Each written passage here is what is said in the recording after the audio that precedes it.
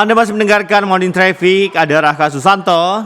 Saya Bernard Virginia di sini, MJ Listeners yang baru bergabung. Kita mau membahas yang viral dari kemarin pagi, dari Senin malam sih sebenarnya, cuma ramenya pagi. Bahkan katanya hari ini mulai down lagi nih WhatsApp sama Instagram. Cuma ya kita nggak tahu deh. Nah, di dunia Facebook punya pengguna aktif bulanan 2,7 miliar pengguna itu per 25 Januari 2021. Aktif ya. Apakah Anda salah satunya MJ Listener? Karena ternyata di Indonesia berdasarkan data Internet World Start, pengguna Facebook di Indonesia ini mencapai 175,3 juta pada akhir Maret 2021. Angka tersebut setara dengan 63,4% dari total populasi atau 82% dari pengguna internet di tanah air. Wow, sementara kalau Instagram itu salah satu platform media sosial yang paling populer di dunia ini, terutama di kalangan dewasa muda. Hingga kuartal pertama ya di 2021, berarti sekitar sampai bulan Mei April, jumlah pengguna aktif Instagram di seluruh dunia mencapai 1,07 miliar dan 354 juta penggunanya berusia 25 hingga 34 tahun. Jadi ya masih sudah mature ya.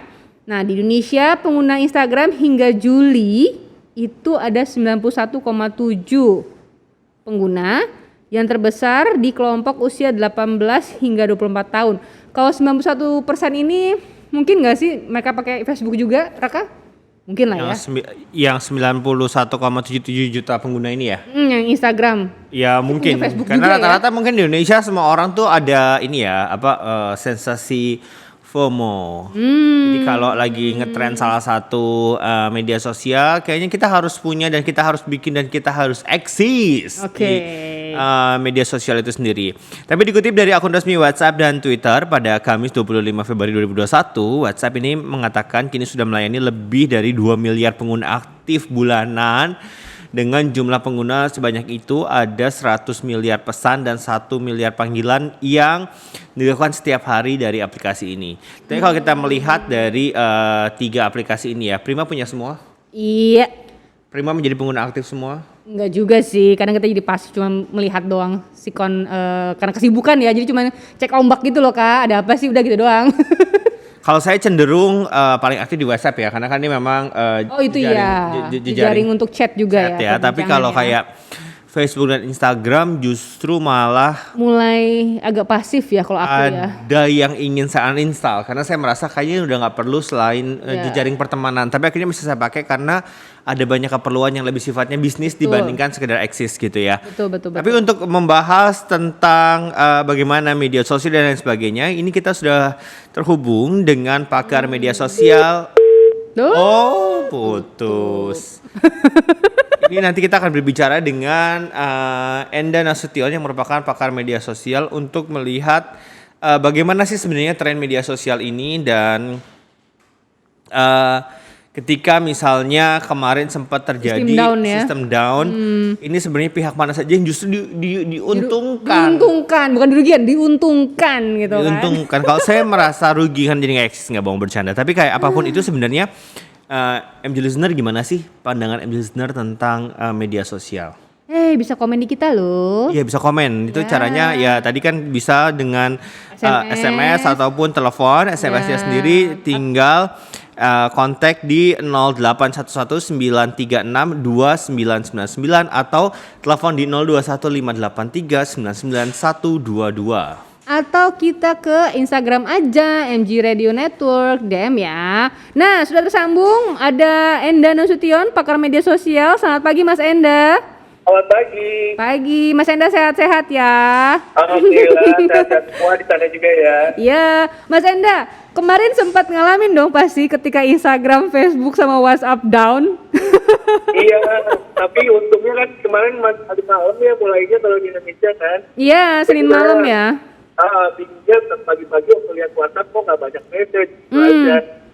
Tumben banget, sama sih Mas, kita juga sampai yang Selasa pagi tuh yang kok tumben sih sepi banget WhatsApp gitu kan, biasanya kan di grup atau dia rame ya. Iya betul. Tapi ketika Selasa pagi, taunya Selasa pagi Mas atau Senin malam?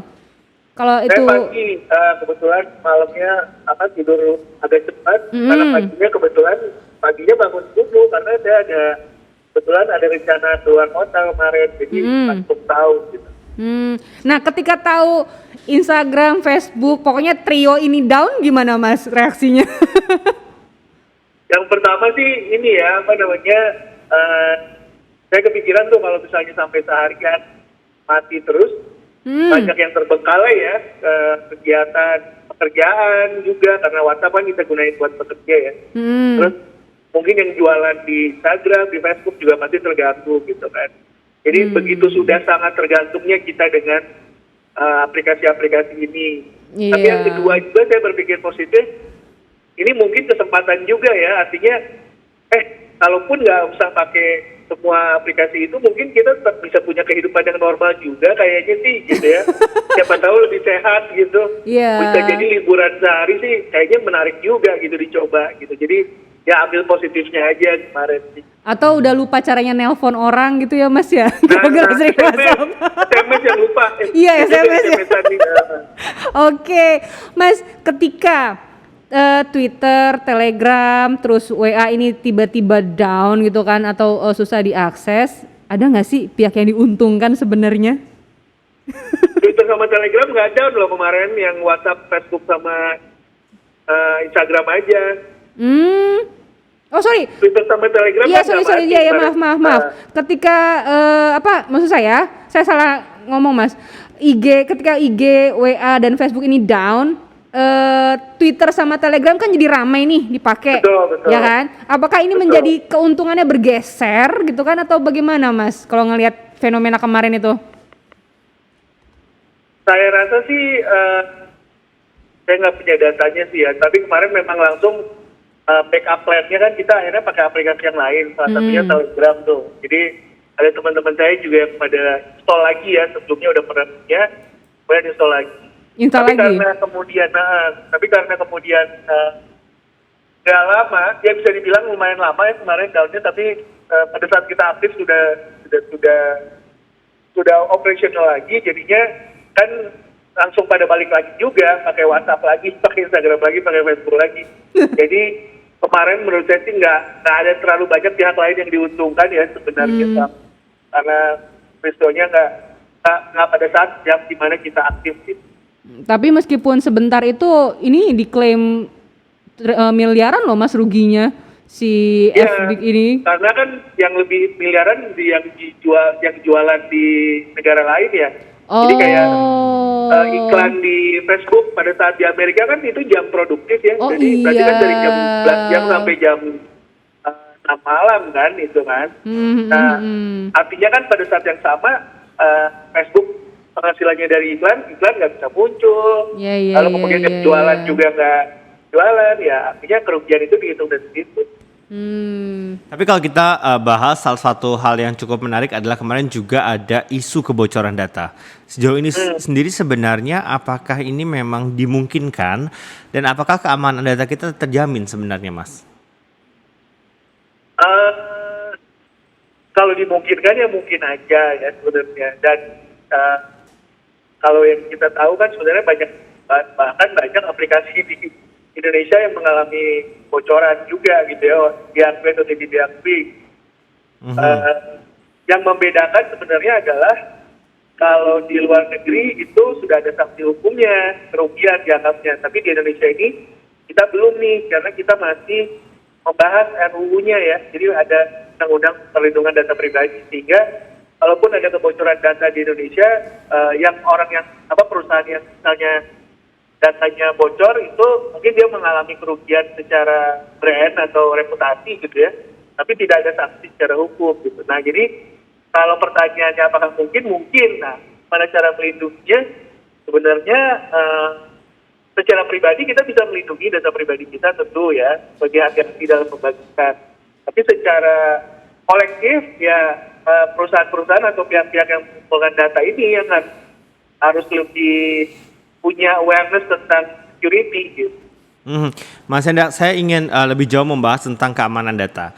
Walaupun sebenarnya sosial media kan ya memang cuman ajang untuk menjalin silaturahmi atau mungkin berbagi kisah dan lain sebagainya. Seberapa signifikan pengaruh jika memang data ini kemudian bobol dan apa dampak yang dirasakan masyarakat, kerugian yang dirasakan masyarakat dari kebocoran data ini, Mas? Biasanya kerugian itu muncul ketika misalnya data kita digunakan untuk kejahatan, ya kan? Jadi misalnya data pribadi ini NIK, nomor KTP dan lain sebagainya.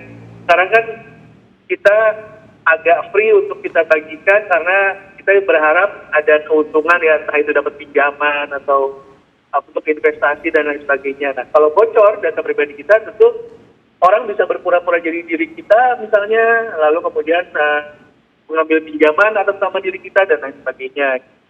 Secara kolektif sih sebenarnya data kerugian itu yang seringkali jadi contoh ya, bahwa ada kemungkinan dia rugi gitu. Tapi secara lebih canggihnya lagi sebenarnya yang kebocoran data, contohnya ini ya, bisa juga bahkan sampai mengubah hasil pemilu ya, kayak di Amerika waktu itu ada kebocoran data, lalu datanya digunakan untuk bikin model, lalu kemudian jadi bahkan sampai misalnya Donald Trump terpilih pun dikreditkan karena adanya data spesifik dari demografis yang betul-betul bisa sangat detail, sehingga bahkan pesan kampanye itu bisa sangat detail juga gitu. Nah itu dalam skala besarnya bisa seperti itu. Tapi sebenarnya payung hukum di Indonesia sendiri, satu-satunya yang saya tahu nih dari pengamatan saya, kita baru punya undang-undang tentang transaksi elektronik yaitu UU ITE. Nah, seberapa urgensi adanya payung hukum terkait juga dengan bagaimana pelindungan data-data privat kita gitu? Karena ini kalau di Eropa gitu bahkan sudah ada payung hukum yang sangat besar yang melindungi negara-negara Uni Eropa yang pada akhirnya ini menjadi perlindungan data konsumen pengguna layanan digital seperti itu. Ya, lumayan urgent ya, karena tadi dalam sejarah umat manusia, dalam sejarah kita, baru sekarang kita itu setiap harinya mengenerate data yang begitu banyak gitu kan.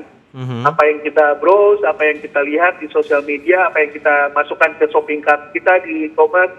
Dulu kan ini data nggak ada gitu kan, tapi karena platform digital, artinya data pribadi kita tuh termasuk data lokasi juga setiap hari kita generate dengan jumlah yang luar biasa banyak. Nah, sehingga perlu dilindungi dalam arti siapa yang pengelolanya, siapa yang bertanggung jawab, terus hak-haknya apa kita sebagai pengguna, apakah saya boleh mendelete misalnya gitu atau meminta menghapus dan lain sebagainya. Nah, itu semua belum ada aturannya gitu, baru sekedar dalam bentuk ketentuan layanan di masing-masing platform aja. Negara belum mengatur itu. Nah, makanya kemudian sudah lumayan beberapa tahun ini muncul RUU ya, Rancangan Undang-Undang Perlindungan Data Pribadi, diusulkan oleh Kominfo, dan saya rasa itu makin urgent untuk kemudian cepat dijadikan undang-undang yang aktif gitu, karena kalau terlalu lama takutnya terjadi kerugian yang lebih besar lagi. Jadi kalau misalnya kita bisa protes nggak sih Mas sebenarnya? Atau gimana ya? Ketika jutaan pengguna yang protes terus menunjukkan ada kita ketergantungan, balik lagi ke awal tadi Mas, ketika kita pengguna yang protes menunjukkan bahwa ketergantungan kita pada media sosial sudah mengakar nih. Gimana sih supaya pengguna ini tidak panik ketika bermedsos tiba-tiba down gitu kan, soalnya jadi merasa FOMO gitu kan. Jadi ngerasa yang kok kayak ada kepanikan nasional meskipun curcolnya di platform lain gitu, misalkan kayak kemarin Instagram sama Facebook sama WhatsApp down, Twitter tuh rame curhatan. kenapa down gitu kan. Kalau kita mau protes ya tentunya kita bisa ya protes gitu, gimana sih ini gitu. Di sisi lain sebenarnya karena Instagram, Facebook, Instagram, Facebook, WhatsApp itu kan kita pakai layanannya, kita nggak bayar ya. Nah iya benar. Jadi mau komplain gimana, kita udah lu dapetnya gratis gitu kan. Bener, Terus iya sih. terus lu bukannya nggak punya hak ya, kita tentu punya hak ya. Kita udah jadi pengguna nih gitu. Tentu ada hak-hak yang kita punya. Tapi di sisi lain kalau kita mau komplain, ya salah satunya cara untuk dalam tanda kutip menghukum sih menurut saya ya gunain layanan atau aplikasi yang lain. Cuman saya nggak yakin sih. Kemarin yang protes-protes juga kayaknya udah protes, akhirnya begitu udah nyala lagi ya balik lagi. Balik lagi, ke iya. WhatsApp dan ke Facebook. Iya sih. Oke Mas Hendra, terima kasih bincang-bincang Sama-sama. paginya. Thank you Sehat-sehat juga selalu. semua. Thank you.